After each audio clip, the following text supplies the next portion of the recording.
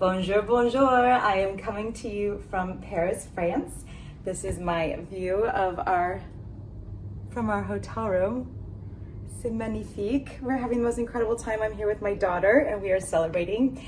And I wanted to talk a little bit about how I was kind of like, managing the food in France because, you want to eat as healthy as possible. You want to enjoy this amazing experience because this is my first time here and it definitely won't be my last.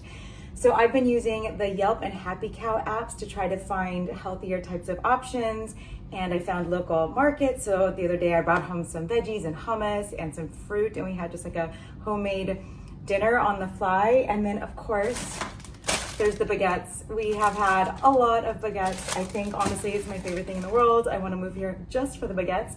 But there are so many delicious options. There's vegan restaurants everywhere, but there's also vegan options everywhere.